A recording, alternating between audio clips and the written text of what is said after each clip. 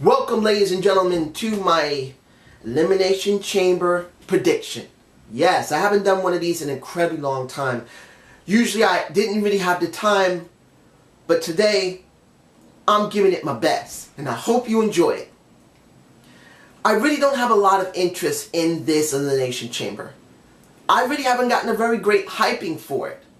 And I'm going to explain why. You see, the way they've structured characters over the last 5 to 6 months really gives a problem for me personally.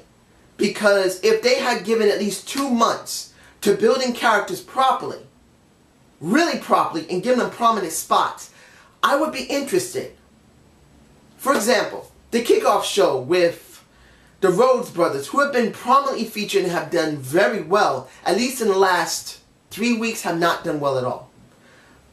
And then we get Curtis Axel and Ryback, who have had no prominent looks, who have been in very bad storylines, and I have almost no interest in either one of them, are now being put in the kickoff show. If I'm guessing, The Miz will probably be on commentary with a couple other people. I don't know who, but I'm sure he's going to be there. Like, that's all they stick him with right now, unless I'm wrong. Unless it's going to be Kofi Kingston, which I don't think it will be. I really have no interest in this match, and I love Goldust and I love Cody. I'm getting Kofi and Cody together. This is the reason I'm botching, because I really don't care about this match.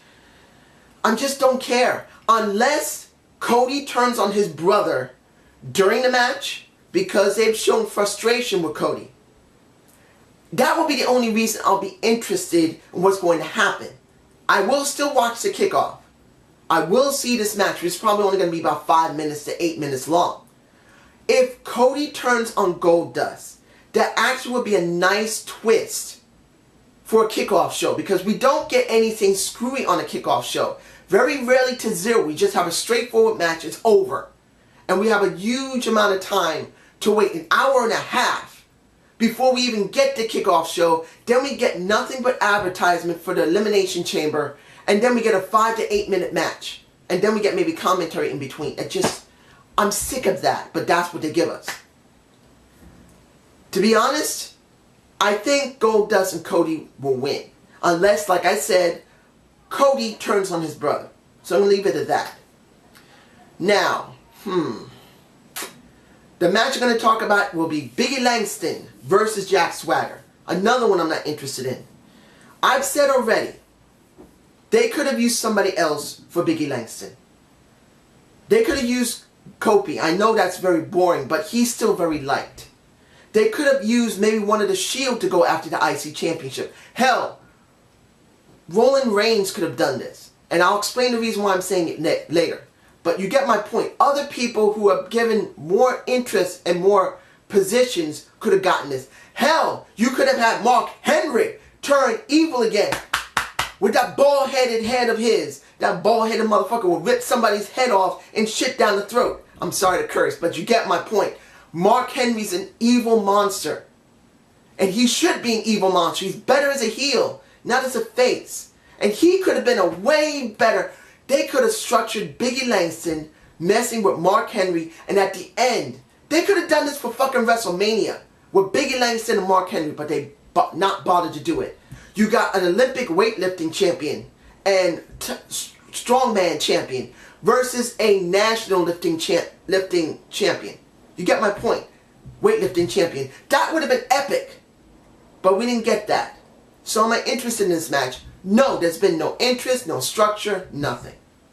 What I am interested in is the New Age Outlaws versus the Usos. I believe that's the one I'm going to be the most interested in next Elimination Chamber match itself. I want to see the Usos win.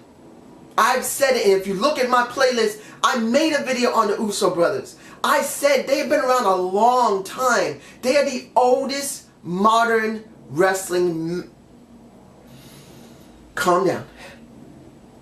They're the oldest known tag team in WWE. I'm sorry. Primo and Epico is not as old as them. They're not. They've been around longer than any team that still exists in the WWE. And I'm talking about being prominently featured. They came in together, they started in Raw together with Tamina. They jumped around from SmackDown to Superstars to NXT almost to a point.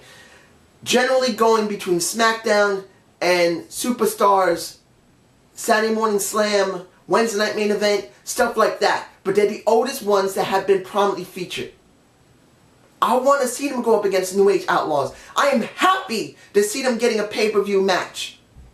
And I'm hoping they win because they deserve to at least have the titles once. They're charismatic. The people love their entrance. Jay Uso looks good. Jimmy Uso has better commentary skills, I believe. He was one who was put on commentary because the man can talk. When you look at him, when they were doing Total Divas, he could talk. He has charisma. And I'm sure someone in the back realized, hey, Jonathan really could talk. I say we let him talk more. And you want to make a bet that if they win, he will be the one that's going to talk. That is the one match I'm dying to see. Now, another match that I'm not sure I'm really interested in, but I'm glad to see it because it needs to be done. Batista against ADR. ADR has not been structured at all, and that's the reason why I don't care about this match.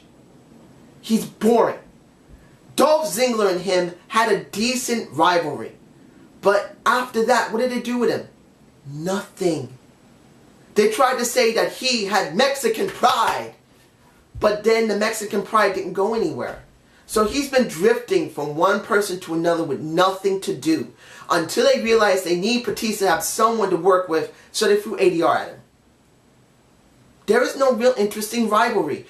When you saw that segment that was on Raw with both of them, and Batista said, and this is honest here, and this is the reason why I know that I'm not interested. Batista said, look, I have no problem with you. I don't understand why you're there. Guess what? Neither do I. I have no reason, I have no understanding why they stuck him with ADR. They could have put someone else. Someone else could have been put there. Hell, he could have had something to be doing with John Cena. I know that's stretching it, but John Cena did make him quit in 2010. So why not have some little bit of a rivalry with John Cena? And that would make some sense. But we didn't get that. That's what we got. So the last match is going to be an Elimination Chamber match with Cesaro, Bryan, Christian, Orton, Cena, and Sheamus. How do I feel it's going to happen? One, I believe Cesaro is going to be the most well-seen of all of them. Of course, everyone's going to cheer for Bryan. They love Bryan. They're going to cheer their asses off for Bryan. But I believe, just like Michael Cole and JBL have said it, Cesaro is a dark horse. Because he's the next person that looks like could have some type of traction. And I believe he's going to do the best showing amongst everybody. Christian's had his moment, and they fucked it up. Daniel Bryan is already the top dog as a face. I'm sorry, if anyone believes Cena is, you know it's not true. Bryan's more over than Cena is. Particularly that Cena still gets the split chant. And as a face, you cannot have a split chant like that. No matter how much people are saying that's showing that he's a face, we like him. No. That can confuse little kids, and it pisses off the older fans. So that's how I feel about it. Of course, Sheamus is going to do a good showing as well, and Orton. But I believe Cesaro is going to look the best. Do I believe he's going to win? Of course not. I doubt they're going to let him touch that championship. He hasn't even been given a chance to turn face yet. But I do believe he's going to look the best. Do I believe we'll win the Elimination Chamber? Oh... I don't know. And to be honest, I don't want to know. I'd rather be surprised. Of course, I could say Orton. I could easily say Sheamus. Obviously, a lot of people think it's going to be Cena. Because, hell, who wouldn't want to see Cena versus Batista like I said? And that would be at WrestleMania. In a sense, that would be the best thing to do. But I don't want to know, so I'm not trying to guess. I'm just going to see the match and hope Cesaro is given an opportunity to show how good he is. Final match, Wyatt's versus The Shield. Now, I could have said this earlier, but the reason I left it last was because the problem we have is that the Shield is supposedly still divided. And the only person amongst all of them that looks like it's getting the best traction is Roman Reigns. Of course, Bray Wyatt looks good. But still, Bray Wyatt has never gotten any really great traction because he has no really credible threat to go up against. Daniel Bryan was it, and they pulled back on that too soon. Maybe they were terrified that Daniel Bryan would turn heel and would complete this franchise to people, and I can understand why they did it. But Bray Wyatt isn't as strong as he looked. And as far as I'm concerned, the person that is the most biggest question mark here, how far they're going to push, will be Roman Reigns amongst all of them. Now the question is going to be is this. Supposedly the Shield is the good guys and the Wyatts are the bad guys. It's bad guy versus bad guy, and one is a little bit more liked than the other. Will the Shield finally defragment afterward? And I'm not talking about after the match. Just after it and Dean Ambrose attacks Roman Reigns. I'm not saying that. I'm just saying that will they go from now on after this, finally showing the divide between the Shield members? Will they finally break them apart? That is the greatest question I'm wondering after this. Because they've been together more than a year. They're teasing Dean Ambrose fighting with Roman Reigns. I just hope they finally do it. If this is just a stupid tease to make it more interesting, then it was stupid. How do I feel about this pay-per-view? I could be surprised in how good some of the matches will be. I don't know if Cody is going to turn on his brother. He probably won't.